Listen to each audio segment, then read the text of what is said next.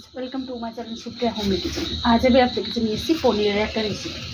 তো তার জন্য আমি একটা বড় সাইজের পেঁয়াজ আর একটা ছোটো সাইজের পেঁয়াজ মাঝখান থেকে কেটে আমি গরম জলে সিদ্ধ করতে পারছি।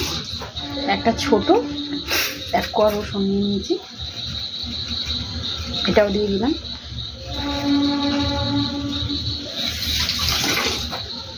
এক বাটির একটু বেশি আদা নিয়ে নিয়েছি আর দুটো টমেটো।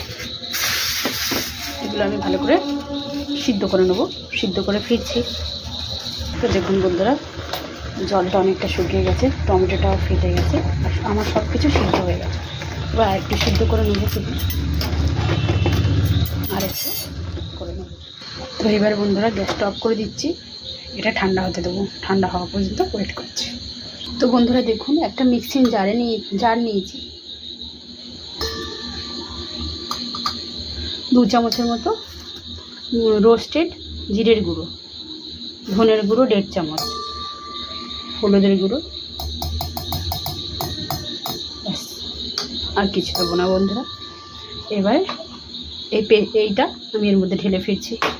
তো বন্ধুরা ঢেলে নিয়ে পেস্ট করে একবারে ফিরেছি। এবার আমি গ্যাস দিলে দেবো। গ্যাস দিলে কড়াই বসিয়ে দিলাম। তো আমি গোটা জিরে দিয়ে একটু তেল দিয়ে দিলাম, সরষের তেল দিয়ে দিলাম। বন্ধুরা দেখুন, এতে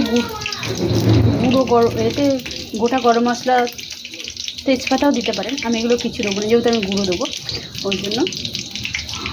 দেখুন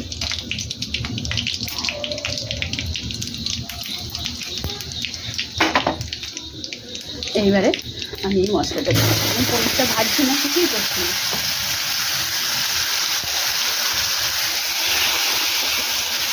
মশলাগুলো ভালো করে পেশাও হয়নি।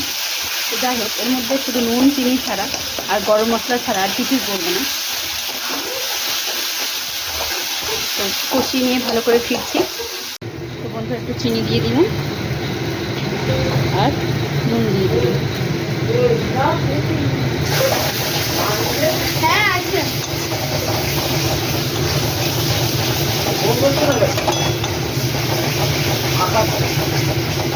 পরে ফিরছি। বলছি দেখুন কষানো হয়ে গেছে। এবার যেই মিক্সার মেশিন ধোয়ার জলটা দিয়ে দিলাম।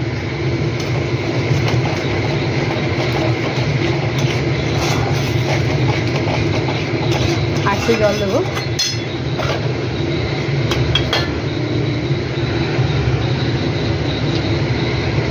আর একটু জল দিলাম। জলের সাথে সাথে আমি পনিরগুলোও দিয়ে দিলাম। পনিরগুলো আমি ভাজিনি, যেহেতু ফ্রেশ পনির ছিল ওই জন্য আমি পনিরগুলোও দিয়ে দিলাম।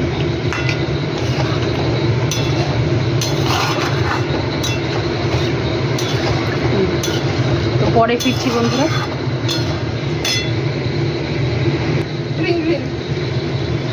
একটু গোলমরিচের গুঁড়ো দিয়ে দিলাম, যেহেতু এতে একটু আমার কাছে কাঁচা লঙ্কা ছিল না, ওই জন্য কাঁচা লঙ্কাও একটু দেওয়া হয়নি। একটু না ঝাল ঝাল হলে ভালো লাগে, একটু গোলমরিচের গুঁড়ো দিয়ে দিলাম।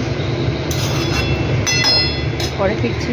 তো বন্ধুরা দেখুন, এবার আমি গোটা গরম মশলা দেবো, এই গুঁড়ো দেখুন, একটুখানি গুঁড়ো গরম মশলা দিয়ে দিলাম। আর এটা আমি একটা স্পেশাল মশলা বানিয়ে রাখি পনির নিরামিষ রান্নার জন্য, সেটা একটুখানি দিয়ে দিলাম।